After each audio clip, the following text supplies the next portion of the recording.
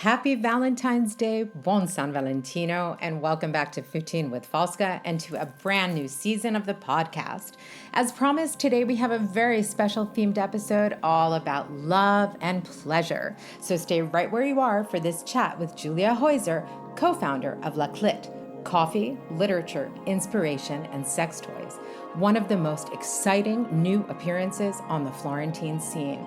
And remember to follow and subscribe to the podcast. It's totally free, and it means the world to me. Grazie mille e buon ascolto. Buongiorno, mondo, and welcome back to 15 with Fauska, the podcast. Today, I am sitting here with a very good friend, Giulia Heuser, who also happens to be the founder of CLIT. And I don't want to steal too much of your thunder, so I'd rather actually that you be the one to bring us into this wonderful new venture that you have just pretty much are just seeing the first signs of true success coming out. It's a very young, very new, and very exciting company, project. I feel like it's an important, it fills a void that existed up until now here in Florence, and I think probably in a lot of other places in Italy and in the world. So first, I want to thank you for coming. Thank you, Fauska. Thank you. I'm so excited to be here. I really am.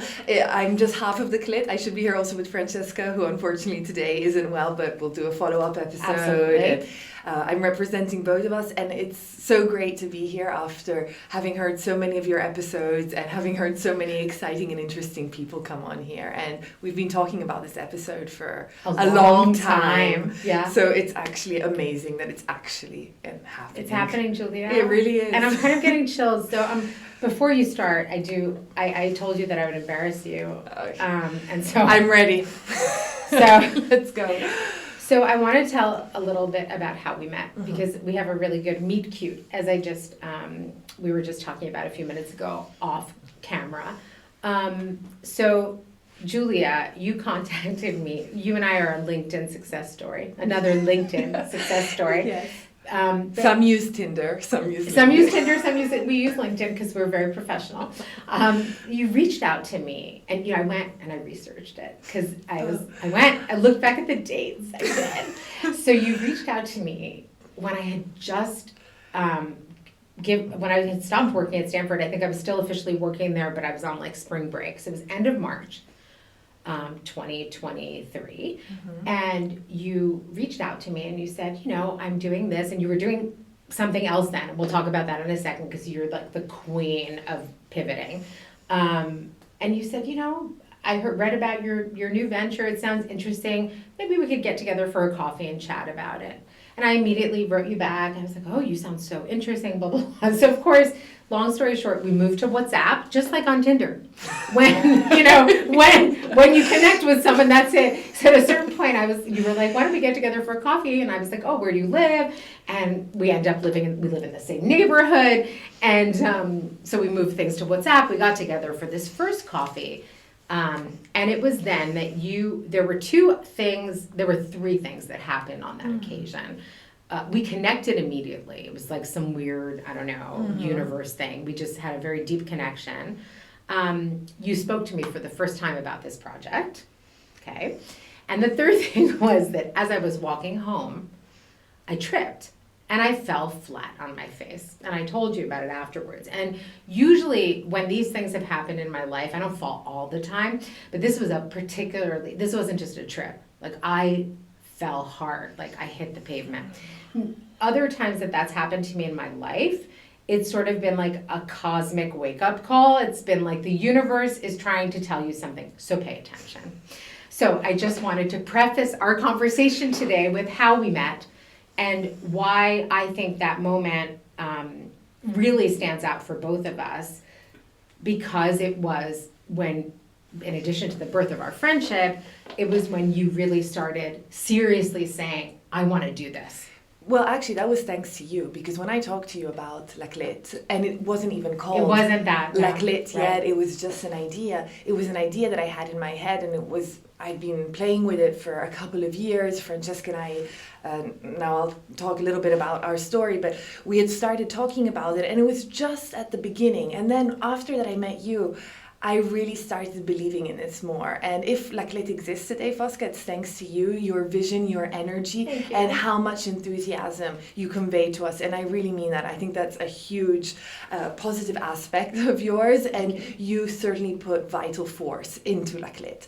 La CLIT stands for Coffee, Literature, Inspiration and Toys, where by toys I mean sex toys, and in Italian that's Caffè, Libri, Ispirazione e Toys. And our idea is to open the first literary cafe sex shop in Florence. What is a literary cafe sex shop? You may be asking yourself. It's a place where you can come in, have a cappuccino, have a flute of prosecco, and at the same time purchase, if you want, get more information on top of the line body safe sex toys, and participate to events and conferences related to the world of sexuality. And this was, like I was saying, just an idea that I was playing with because I wanted to create a space that I felt the need for. And I have a legal background. Francesca is an architect, so we are not sex experts, but we both felt as young women, we were 35 last year when we met, we felt the need for this space. And I remember talking to you about it, Fosca, and you were like, this city and in general needs a place like this. Yeah. And you have a long-term vision, a very clear long-term vision that gave me a lot of enthusiasm and a lot of belief in this project. And as you know, if we will ever develop our own first sex toy, we will call it Fosca in your honor. I don't know if you want to put that in. I don't know. But I have to say, for me, it was kind of a no-brainer. Yeah. Because when you told me about your plan, it seemed so obvious to me. Why doesn't something like this exist here? Why isn't there a safe space? Why aren't people talking about this? Nobody's talking. Now people are talking about it a little more. But when we met that first day, everything that's going on now, especially, conversations about sexuality sort of throughout your life at different ages, that's something you pay a lot of attention to. Nobody talks about this stuff.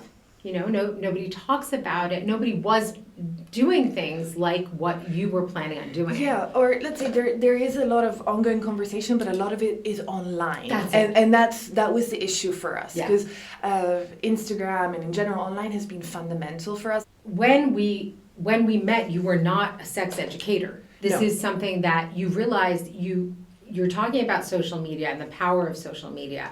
The problem is when you go on social media and you look for conversations about sexuality, about relationships, etc., you'll find a lot of stuff. You'll find a lot of contradictory stuff as well. But what you envisioned, this is what makes the project so special.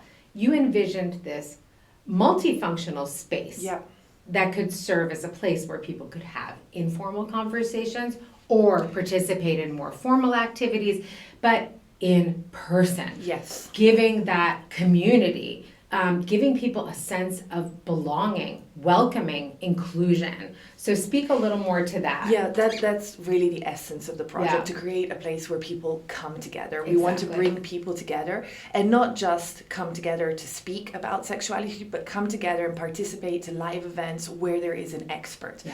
Because the thing that Francesca and I ran into was that we've been talking to each other about our relationships, about sex, about everything for the last 25 years. We've known each other since we were 11, before I even got my period. I don't know about her, but we've really known each other since we were... Which is wonderful, which is one of the best parts of your story. Very, very young. Yeah.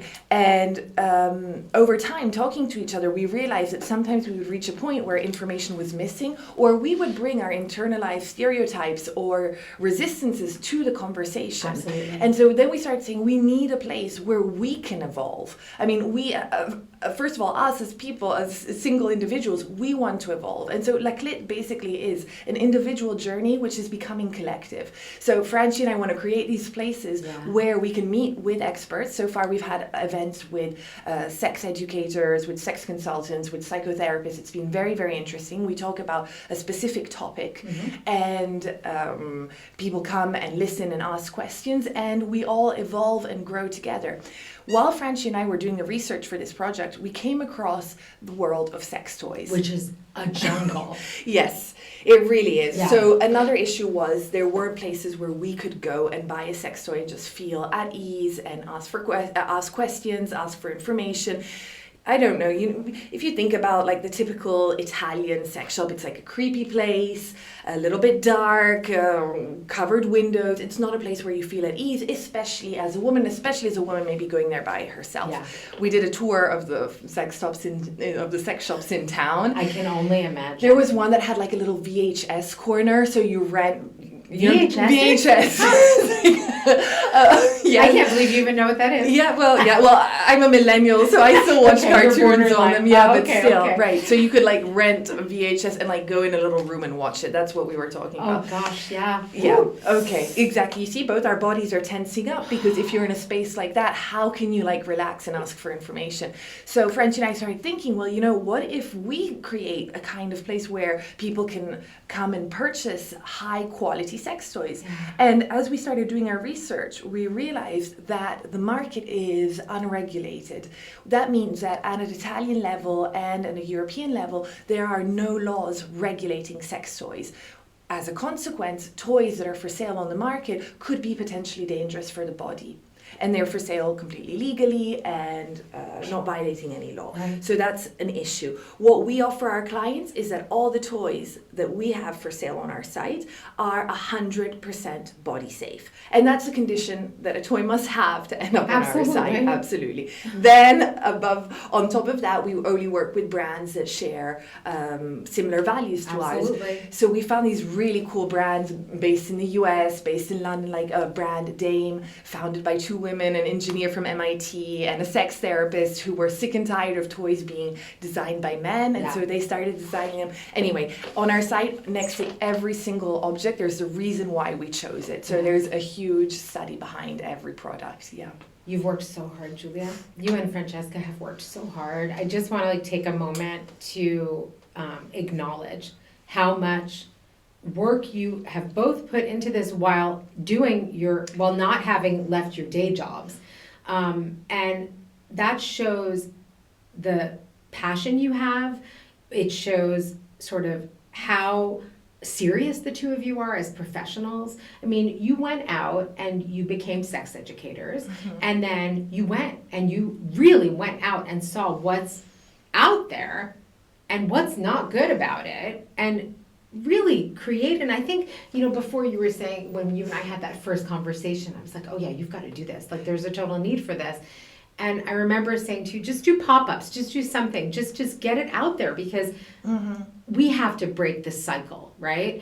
And I wonder how people are responding to the events. Can you talk about that a little? Maybe give us an example of a recent event and tell us like what the audience kind of looked like, and then how people react. Yeah, absolutely. And before mentioning that, I just want to tie on to something that you just said. The conversations you and I had helped me understand how important it is to create an intergenerational space and talk about what our bodies go through and how time affects our emotional state, our sexuality. And I felt so lucky and privileged to have certain conversations with you, Fosca. You've opened up to me, you share about changes that we go through. And I find that so precious that I think there are 15 or 20 years difference between us. And, having you tell me, this is what I went through. I was like, more people deserve or should have access to this information. It can't be possible that a woman discovers what happens to her body only when she reaches a certain age. Because, Giulia, nobody talked about it. Nobody talks about it still. Only recently, I mean, I'll talk about my point of view, which is obviously, that of a woman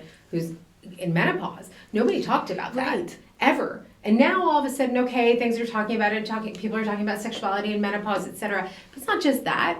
It's also at various stages in your relationship. When you have a child, when you get pregnant, when you're depressed, when you're going through something really hard in your life, maybe you're taking care of your elderly parents and caring for your children, Absolutely. your sexuality is affected by everything. Our bodies are not the same all through our lives, Right. Giulia. And so that's why I was so insistent upon it too. I was like, people need to know they're not alone. You know, and going back to the internet thing, that can be very isolating.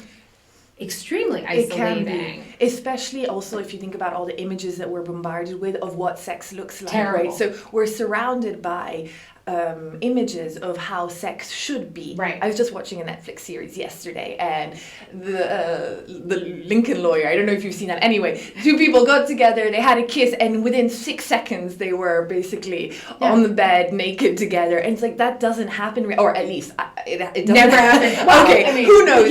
Whatever, it fair. doesn't happen Right. every time, Exactly. right? And that's the standard that you set. So people need to talk. People have an idea, a distorted idea of what sexuality is. And in fact, to go back to your first question, your previous question on our events, what we've noticed is that there is a huge turnout and people are really open to sharing their experience, asking for expertise, and also they feel, I think, in a space where they're not judged, which for us is the biggest success.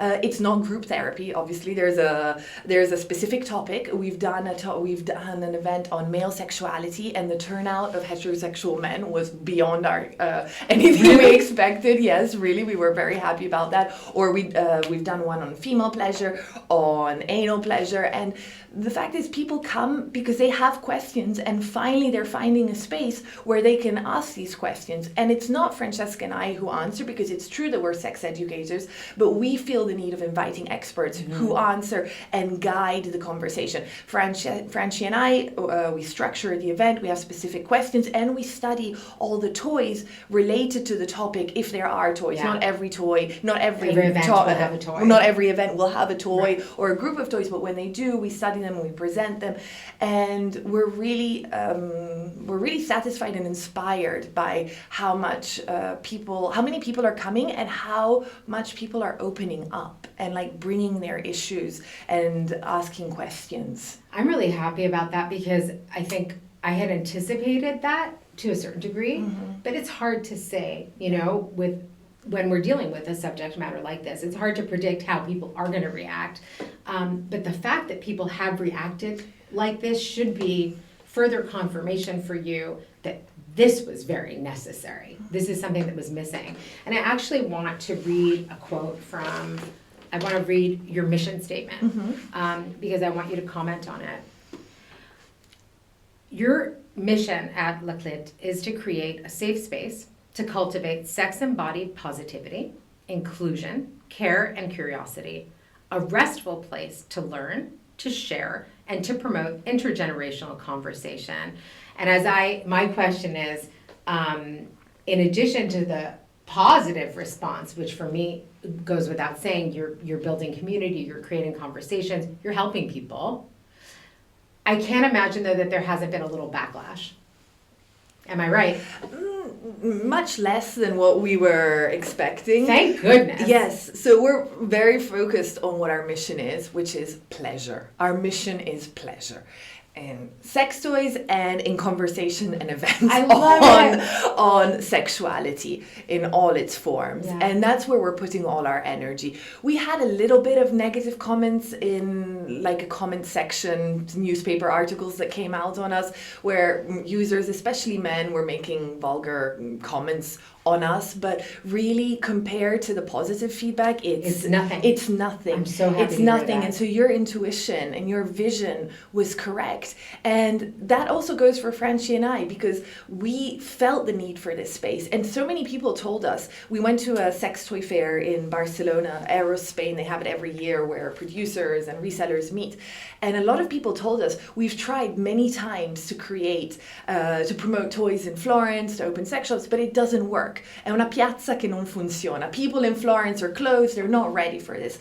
And basically, with very little market research, Francie and I were like, we feel this need. Yeah. So we're going to create it because we need a space like this. We need a place where we can feel comfortable and at ease.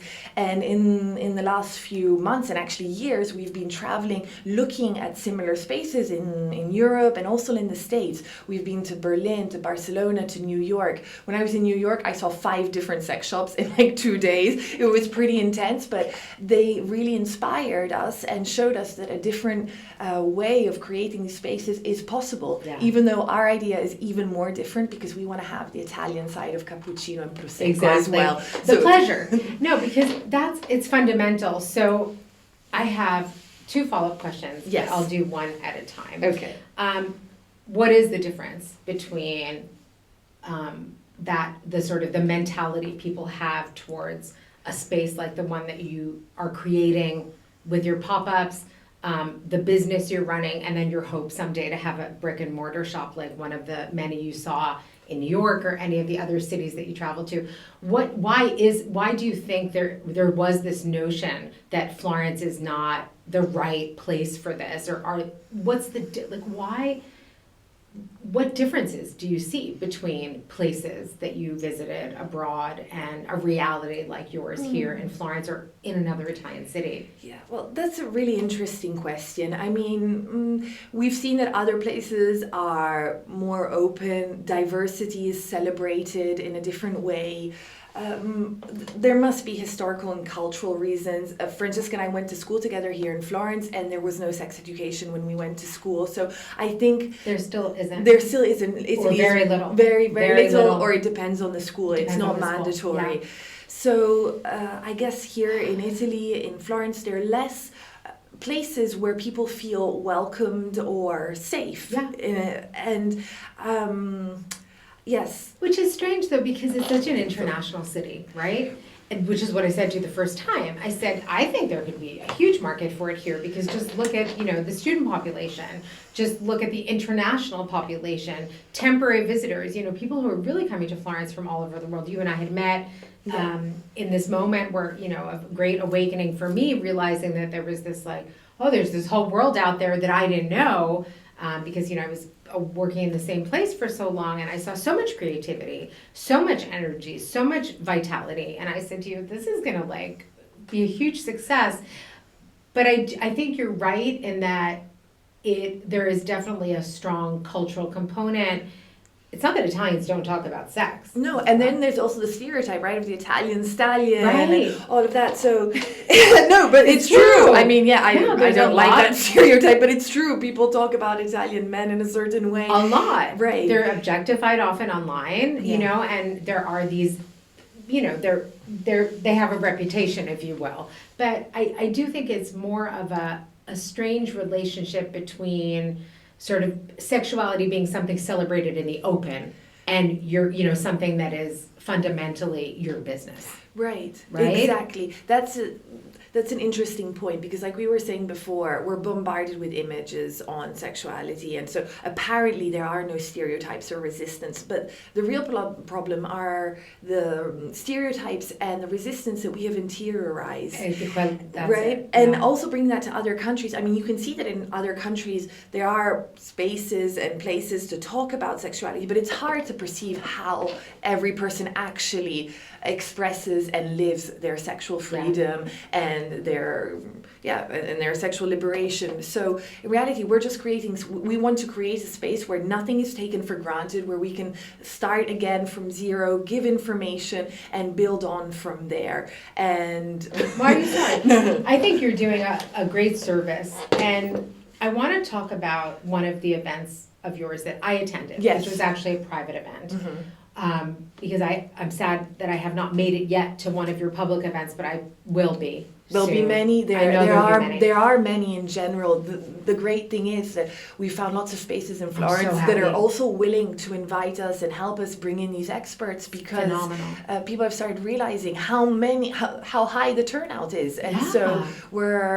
there will be many. All of 2025 calendar till June is already filling up. Our website, is updated constantly, also on Instagram, and there'll be many events that you can come to. And we'll be keeping everyone posted. We'll put all of your information in the show notes. I've already said that I want to invite you and Francesca, who can't be here today because unfortunately she's under the weather.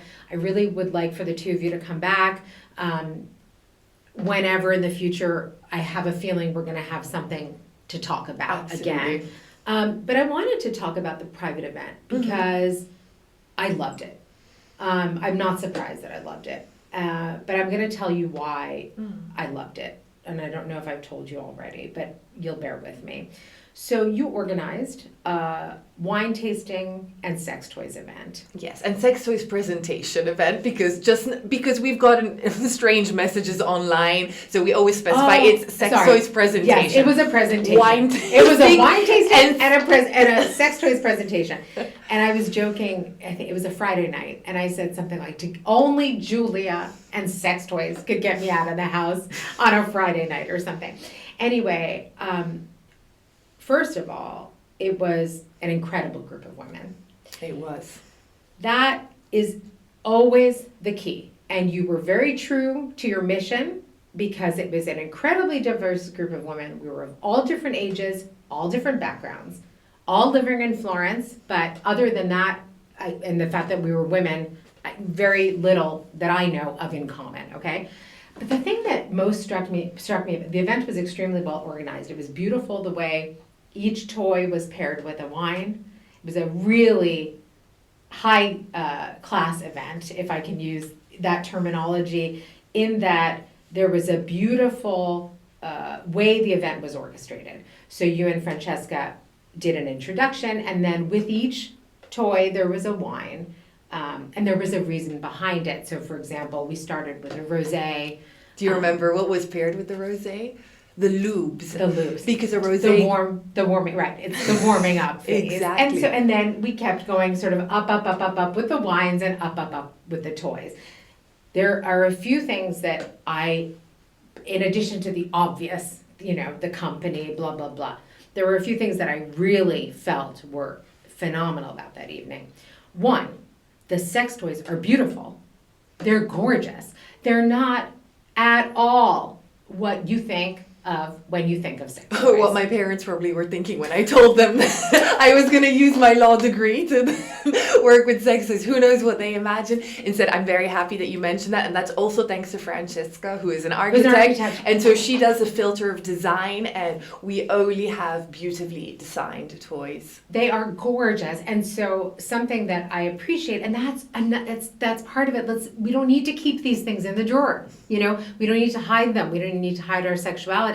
They're actually beautiful, and they are objects of design, right? And so that's something immediately that sort of surprised me. Like, oh my gosh, these are beautiful. Like nothing I've ever seen before. Some of them have won prizes for their design you can as tell. well. I mean, they're absolutely incredible. And then I went to your website. Your website's phenomenal. It lays everything out, gives suggestions, but fundamentally you do whatever you want. Some are for sale at the MoMA in New York because you told me about that because they're beautiful, and so already that was so nice. Just sitting in this place, drinking really good wine with this incredible group of women, and really debunking in real time everything that we had thought about, not only sex toys, but a lot of other things that then came up in the conversation. And so I think at the beginning, we were all kind of like, oh, okay, I wonder what this is going to be all about. Let's see. And we were all quite honest about our experiences, and people talked about it, and people, we passed everything around, and you and Francesca explained things exhaustively, but never boringly. And we had really good conversations. And I think that epitomizes what you're trying to do. So here we are, we're a community of women. We're getting together, we're talking about these things, and we're saying, oh, this looks interesting. I think a lot of us went away with some, gifts in addition to the ones that you gifted us. But are you planning more of those? Tell me more about the private events, because I see that as something that could be of great interest to a lot of different types of people. Absolutely. And once again, Fosca, thank you for being present at the pilot Yeah, event. well, twist my arm. Which you know? turned out also so great because we paired with Querceto di Castellina, and we're really happy that this brand was open to us right away and was happy to pair wines and toys. And this was an idea Francesca and I developed while we were doing all of our research. Because of what you were saying before, pleasure is a very wide concept. When we talk about pleasure, people tend to limit it to sexual pleasure. Instead, pleasure is also taste, obviously. So a nice glass of wine, or pleasure of being together with a group of women or a group of friends. And so we wanted to create events where pleasure in all its forms is celebrated and enhanced. And yes, well, you've described what we did at this first event. It was great to start off with the rosé, which is a wine that you can drink in every season, and pair it with lubes, which is something that you can use in every season, and in every moment. Exactly. In any moment, right? That's, for example, a stereotype that I personally had. We all did. All of us in the room did, I think, because, or most of us, because I remember with the lubes, that was one of the things that you just reminded me of. We're all, and I'm going to get very like specific here, but I think a lot of us had said at a certain point, like, it was like, we don't need that. Like, no, that's not, I don't have any problems. Right. In other words, what I love about your project is that you're really reframing a lot of things as well. And really, as I said, like debunking those notions of what we thought, not only about, what sex toys looked like or who needs lube and why. You're saying, well, everybody. But I discovered that since I've started studying, because I thought that lube was for women in menopause who had issues and pain. Instead, I would have loved for somebody to talk to me when I was 15 or 16 or 17 about lube, and maybe I would have discovered my body in a different way or earlier. Lube is something which enhances the most important aspect of a sexual encounter, whether it's with yourself or with other people, which is contact. It's as simple as that. It's as simple and as easy as that. And it's a game changer. Yeah. And it can contribute to making a moment better, or just helping you start off, or just going with the flow. It's really an object which changes a dynamic. And unfortunately, there's very little information on it. And now lubes are being sold at also the supermarket or the pharmacy, but there are very also low quality lubes on the market. So we did a very extensive research. We only have 3 kinds. We only have 3 brands, because we want to make sure that all our products are the high, top of the line, really top of the line, high quality products. And I learned really horrifying things about lube at that event. Not your lubes, but I think people don't think about it. Right. If there's alcohol or glycerin, that can go and alter the pH of the vulva, for example, or people can have allergic reactions. It's terrible. Right. It could actually end up really having.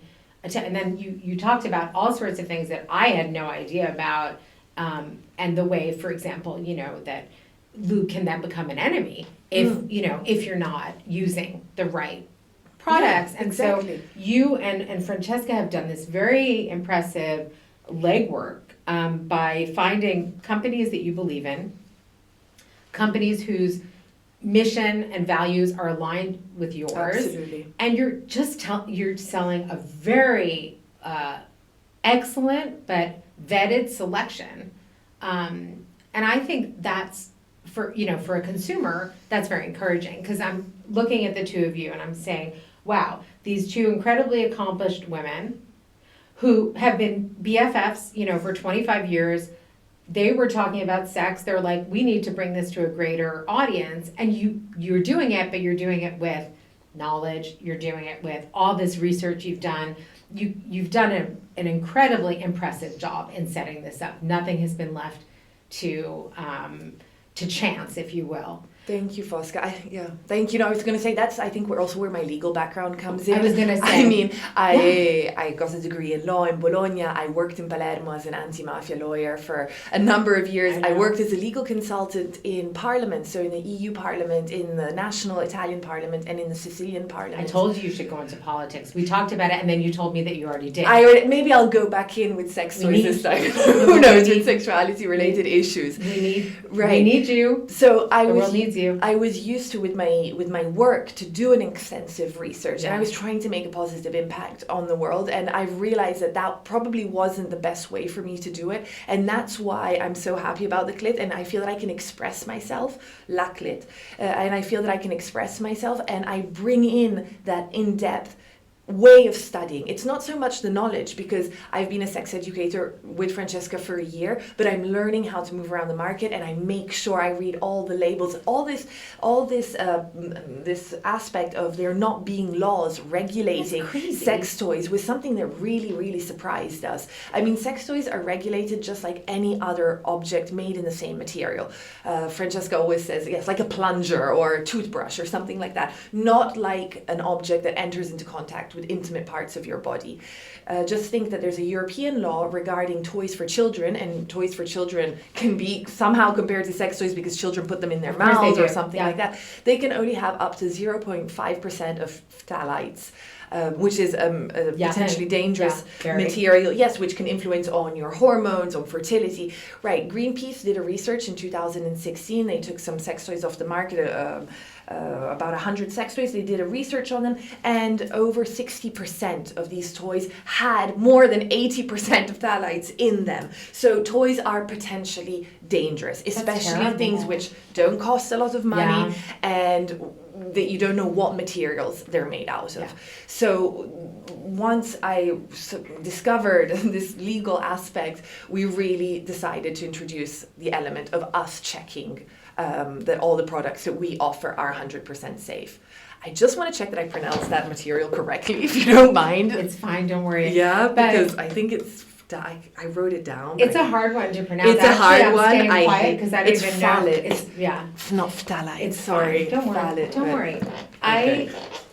I think this this element, I already mentioned it, but this is a big thing for me. In other words, having two people like you who have done this kind of extensive work and uncovered these things that honestly are shocking. So I'm thankful to you for bringing that up and for saying, like, guys, pay attention to what you're doing. I think a lot of it is also because nobody really talks. I mean, people don't talk. Let's be honest. Okay, we talked about it that night, all of us, those women. Okay, but if we had been somewhere else, I highly doubt we would have talked about relationships, our jobs, our kids, whatever. Maybe we would have talked a little bit about sex. We would not have had those conversations, okay? So I want to talk about the importance. I want to go back to the importance of community.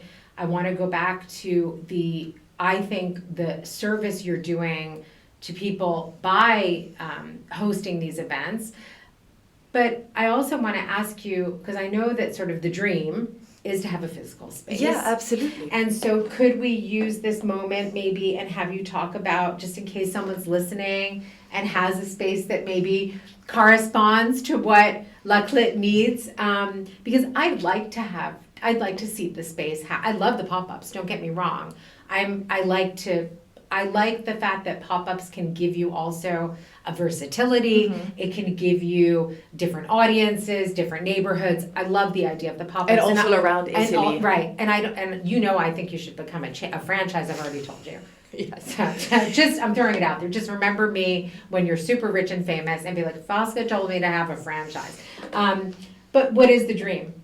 The dream is to open up this space. So close your eyes, visualize a place that you enter into. There are carpets, it's flooded with light, there are mirrors. You can go and have a great cappuccino or a flute of prosecco. On another wall, there are these beautiful design objects which have been designed for your pleasure. And it doesn't necessarily mean sexual pleasure. It can be massaging your entire body. It doesn't have to be. That's what all of us were doing actually at that event. We were all doing neck massages. Right. Because we're all stressed out. But that's what you can use some of these objects for, especially the ones designed by women. Know that women use these toys for different reasons as well. Yeah. And imagine being in this space and being able to ask for questions and knowing that everything around you is 100% body safe and that all the brands have high standards, high values. Some of them are careful to sustainability and eco-friendliness. Others are founded by women. Others are super innovative. you're surrounded by high quality products, which is what you and your body deserve. That's At right. the same time, that same evening, you can participate to an event regarding, for example, male sexuality, or regarding menopause and sexuality, or postpartum, or how do I talk to my teenagers about sex, or let's talk about periods. How much would have I loved to know how my period worked when I actually got my period. I had basically no notion, if not, now I can get pregnant. That was basically what I knew instead. That's really the only message you get, That's right? the only Be careful, message. because Be now you careful. can have a baby. Right, exactly. Instead of learning about the cycles, the hormones, and the power also that comes with your period. So we want to have this intergenerational space where people of all ages can come and get information useful for themselves. The other day, Fosca, I sold my first vibrator to a 74-year-old woman, and I was so happy. I'm so happy that she came to our event, and she listened to the whole event. It was on female pleasure. She took a note. She came up to me. We had this amazing conversation, and it was really nice. I was so proud of her for buying it. So she was like, I want this for myself. And yes, I'll pair it with this made in Italy lube. And I was like, absolutely. And she's like, I'll see you at our next event. And I was so happy that her need, we met, and I could help her out in this and give her a high quality product, and that she felt at ease with us. Yeah. Just like at the events on male sexuality, I loved how a young man, a 22-year-old man, came up to us and asked us the name of various parts of his genitals and his penis, which he didn't even know they were called in a certain way, and he didn't know a lot of things that we were talking about. And it was so great to know that we were giving out that information together with the sex therapist that was there with us that day, and seeing so many men coming and listening to our events. It's very, very satisfying. Yeah, also because it goes way beyond. I mean, Giulia, the ripple effect is unbelievable if you start to think about it. I want to talk about young people for a second, because I think that's a fundamental thing that you mentioned. Right now, something I spend a lot of time worrying about is the fact, we talked about it a little, but pornography is so accessible now. It's not like when I was growing up, for sure, you had to really make an effort. For kids today, teenagers, for all of us, it's so easy. Yeah, it fills the void of sex education. Right. That's the problem. Without sex education, you fill it up. But it's not, I mean, it has nothing to do with real sexuality. And it creates terrible expectations. It creates terrible senses of insecurity for everybody. It creates this whole fictional universe. Very little porn is ethical or feminist, or remotely realistic, right? Even the realistic ones aren't that realistic. Why does this concern me so much? For exactly what you just said, the 22-year-old man, the 22-year-old young man. I think about our young people who are probably getting most of their sex education from really bad porn, and therefore our relationships are also then determined by that. Not ours, not you and me, but emerging adults, let's say, okay? That's so problematic, because then sort of what you were saying, how you were watching this TV series, and 1 minute these two people are kissing and the next minute, they're in bed. Talking about this with young people, the reality of sex, no, it's not always going to be, you're not always going to have an orgasm. And your body isn't always going to work in the way that you see it in porn. So apart from the fact that we've learned, and we're still learning, that in porn, the actors are actors, first of all, okay? So maybe the scene is filmed a number of times. That's right. Normally they're taking, if there's a male actor, he's normally taking Viagra, so erection can last a longer time. And very often the female actresses have had plastic surgery on their labia or on their genitals. So also the images that we get of genitals is completely distorted. And the interaction between the characters is normally very male focused, or what males think they want, because then there's actually, in these meetings that we're doing, in these events, it's coming out that men suffer a lot of this pressure of always having to perform and always having to know what to do and always being responsible of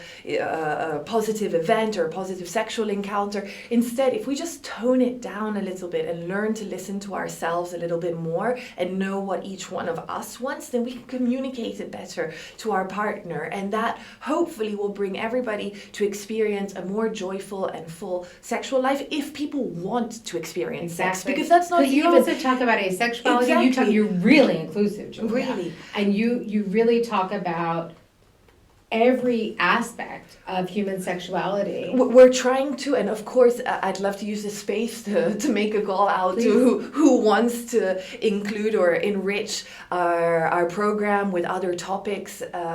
We're really trying to represent the variety and the diversity which exists and celebrate it, and just represent that humans are all different. We have some things in common, but we also are individual and different, and we have to learn to understand ourselves, whether we want to have sexual encounters or not, and if we do, what we like, and learn how to communicate that. If we want to have it by ourselves, with somebody else, with multiple people, the importance is knowledge and self-awareness. And in this sense, a lube, a toy can help you discover your body, or coming and talking, listening to an expert and asking questions can help you understand some things. And what you were mentioning before, these group of women, it's really helpful for women to share their experience, women, but also everyone, men, all everyone, of us, to share their experiences. Because if an older woman says, you know, I didn't have an orgasm till I was, 45, to a younger woman who hears that and maybe hasn't had an orgasm, it's like, okay, things can change. Or I used to have this kind of sexual relationship, it was really bad for me. That can give courage to an older or to a younger woman. It's very useful because you feel less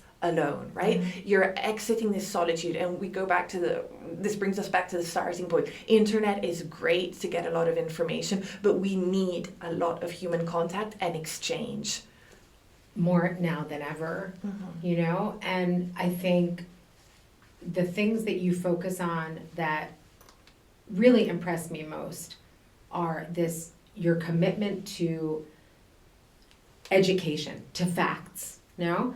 Your commitment to community, and the way that you're doing a great service, because the notion of thinking about pleasure right now in a very broad way is fundamental, because it's a pretty heavy moment right now. Yeah. We were talking about it off camera. I always say off camera, off mic, I don't know what I'm supposed to say. Before we started, it's kind of a dark moment for us, right? And so thinking about our pleasure, also just in terms of our well-being,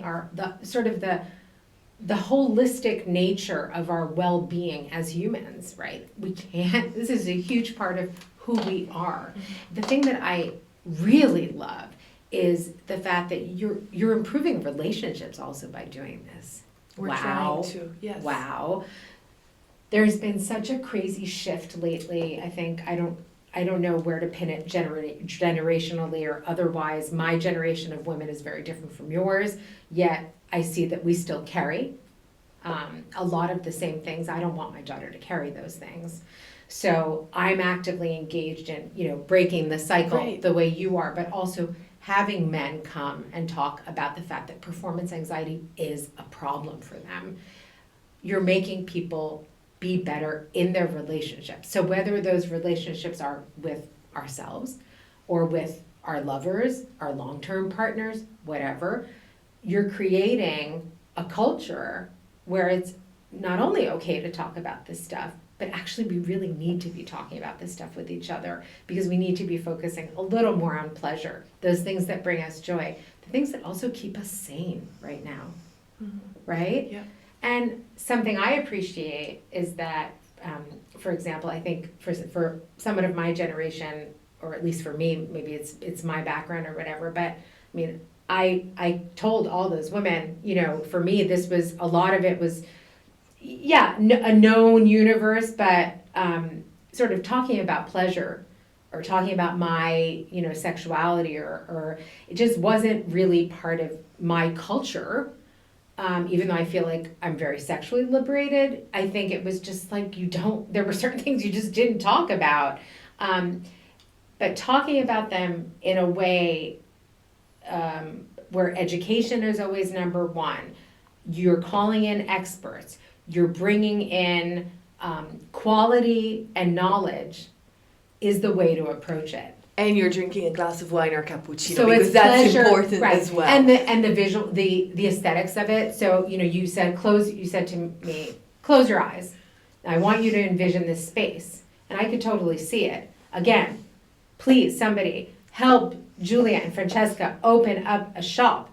Tell us quickly about the restrictions, because our listeners might, have a space for you, but not know about the restrictions. And then as we get to the end of the podcast, I want to ask you what's in store for the future. So the restrictions are limited to the city of Florence right now. There is a local law for which you cannot sell products for adults, which includes sex toys. Of course. If you are if you are less than 200 meters away from a public garden, a school, a place of worship, or a cemetery. So currently we are looking for spaces that are 200 meters away from that, and we will also be trying to change the laws. But in the meantime, you also need to get out and change those EU regulations on sex toys, because that's highly worrisome to me. But actually there was an MEP, a member of the European Parliament, who asked the Commission last year if they were planning on promoting new laws on sex toys, and the Commission said it's not in the program for the next couple of years. So I don't have, that maybe something will change, but it doesn't look like it's on the priority right now of our politicians to think of our sexual health and our pleasure. Even though think about making our lives better. Even though pleasure is political, so that's very strong as well. Maybe actually that will be my future in politics. Pleasure is political. Who knows? I like that. We'll like that. So what's in store? So, in addition to your political career, and I'll be your campaign manager. Of course. By the way, Giulia is also a dual citizen, so you could also consider a career in politics in the United States. Anyway, I'm just saying. What is happening in 2025 for La CLIT? There are many pop-up events, one for Valentine's Day and one for the day after, which is where we celebrate self-pleasure, not necessarily in couples. There will be events with sex therapists on menopause and sexuality, on female sexuality, on masturbation, on auto-exploration. There will be many events also in English. There will be new products coming up in the market, coming up on our online store. There will be private events, and hopefully we really hope to start organizing also some wellness retreats and participating as guests, or organizing very short retreats in the Tuscan countryside, focus on pleasure. So the pleasure of the beautiful countryside around us, of the Tuscan food, and pleasure of our bodies and of our mind and the sexual aspect of our being. Wow, that's a great idea. I love that. I think that it's going to be a great year for you. I think it's going to be a definitive year.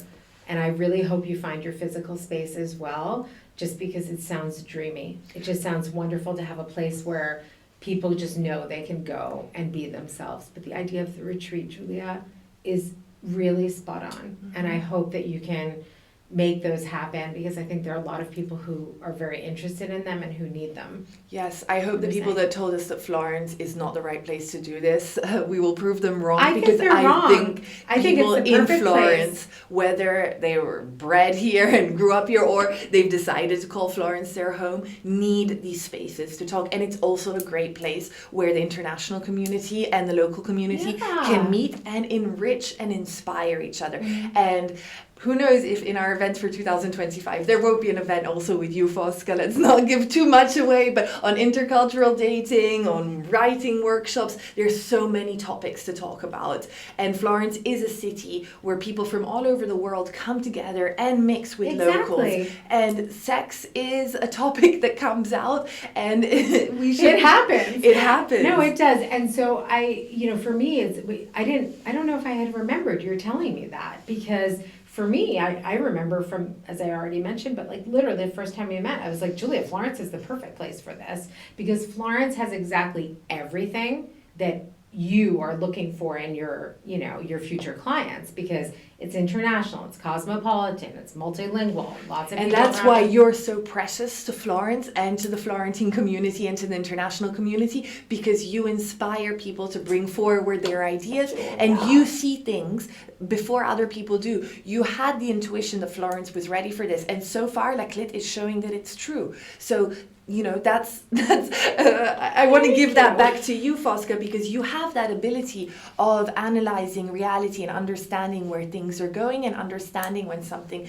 is important. And you've really given us so much. And yes. I don't even know how to respond to that, so it's a really good thing that we're ending. But what I saw when I first met you was I saw a beautiful, brilliant young woman who had a winning idea. Punto.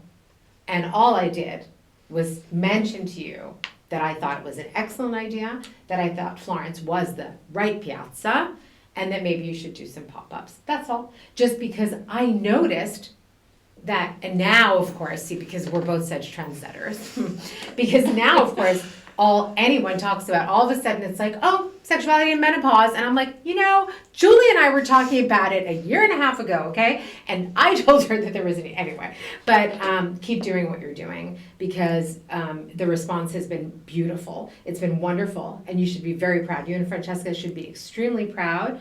I think your story is also inspiring for so many reasons. I want to go back to the fact that one of the things that most impressed me from the first day was the story of your friendship. And the fact that this comes from that, a close, lifelong friendship already makes it extremely special. And that it comes from a place of great rigor. You both took it really upon yourselves to, while continuing to work and have your lives and your relationships. I mean, Francesca's pregnant. Well, by now, she's giving birth right now, probably in these days that we're listening to the podcast. Yeah. Exactly. So, I mean, this is big, and it's got all of these wonderful elements of humanity, which is what we're really missing right now. No? And so the friendship, the community, the conversations, being together, the beauty, the aesthetics, our the pleasure, the international community coming together. And I think people coming together around, yes, we're all different, but certain things we really all need to be talking about.